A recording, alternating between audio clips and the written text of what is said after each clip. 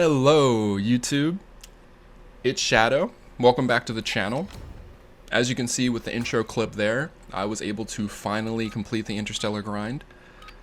I say finally as if this took a very long time, but when you compare to the Orion grind for me last year, I was actually able to complete this camo a lot quicker. A lot of that had to do with shipment.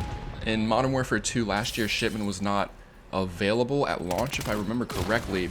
In this year's game, you could play shipment right off the bat, which just makes the whole grind that much quicker.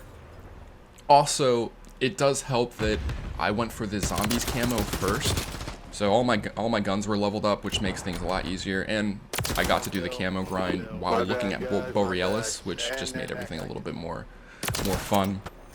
But yeah, Interstellar's complete. Overall, I think it was easier than Orion, just for the statements that I said earlier. But some of the camo grinds or some of the specific camos were very, very annoying. They do that intentionally, of course. My most difficult challenge were the kills affected by the tactical. Essentially what you have to do is you put the vest on that allows you to carry 2 tacticals, and you run around, you try to look for an enemy. You have to know that there's an enemy there first. You can't just go around spamming your stuns. You could use the perk that allows your tactical to be refreshed after 25 seconds, but then you have to go 25 seconds without having a stun. So I usually run the one with the 2 stuns, look for an enemy, hit them with the stun if I can, and then obviously you shoot them. But it's a very long process. If they see you at any point during that process, they're probably going to get the kill even if they're stunned. It's annoying. If you can find somebody who has their back turned to you, that's probably the best way to do it, but then sometimes you might even miss your tactical. There's also some gloves that allow you to throw your tacticals a little bit further. I highly recommend throwing that on. I think it's the Ordnance gloves. Highly effective for that camo challenge. Another interesting fact with the camo grind is you've got this weird dynamic of camo grinders versus objective players. So you have a lot of players that play hardpoint, domination, and objective-based game modes where they can get kills and go for camos because people aren't just focused on kills.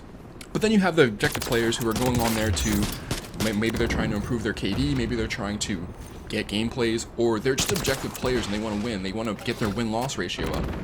But if you have camo grinders walking around not playing objective, it's gonna piss those people off, frankly.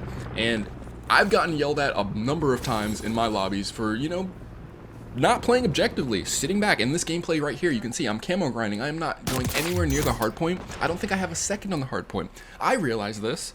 I can play objective if I want to. I can go out and win the game, but my goal here is to get camos. If I want to win the game, I'm not going to get the camo. If I want the camo, I'm probably not going to win the game. You see the dynamic? Now you can try to do both, but you're going to fall short of one of them. And I would like the camo grind or the camo challenges in the future to simply be objective based. I have not heard anybody on the internet say this. I'm not saying that this is an original idea from Shadow Shadnick, but no one's talking about how you can make a camo challenge be win 10 games of hardpoint with this weapon and then you get this camo, or get 100 kills on the B flag in domination using this weapon. And it could be even more specific, like get 100 headshots or 100 hipfire kills on the B flag. But just make it objective based so that people aren't being so upset at the camo grinders. Because camo grinding is a legitimate strategy in this game, and so is objective play. But we need to have a balance here where not everybody's being so upset at people who are just camo grinding or people who are going for the objective. Interestingly, Call of Duty had an update this week for the chat bans. Now, I want to say for almost a year now, they've already had AI and other people listening into chats and banning people for offensive comments and stuff. Now I think they've ramped it up a little bit more. They updated their code of conduct, and they're banning people like crazy.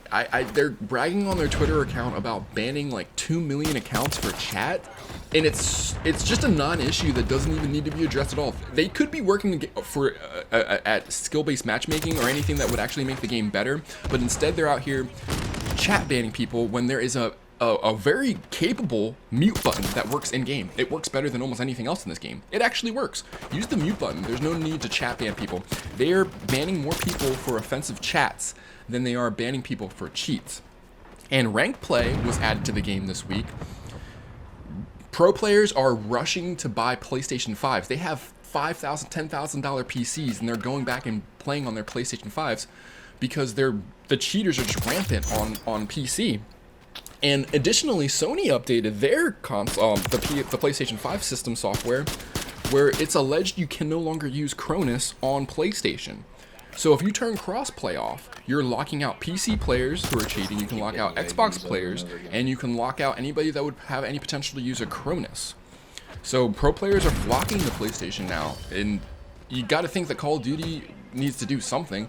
Microsoft is now owning Call of Duty, and I don't know if Xbox can do anything. With Xbox being kind of closely paired with PC, they might not necessarily be able to do something like Sony was able to with locking people out of using the Cronus. Either way, these things need to be addressed. Instead of chat banning people, you could work on the cheats, work on the matchmaking system, work on getting better maps in the game, work on just the overall experience. People are not putting Call of Duty down because of the chats. Let's just say that. It's the player numbers are not going down because of people being offensive in the chats. That's, if anything, is a selling point for Call of Duty.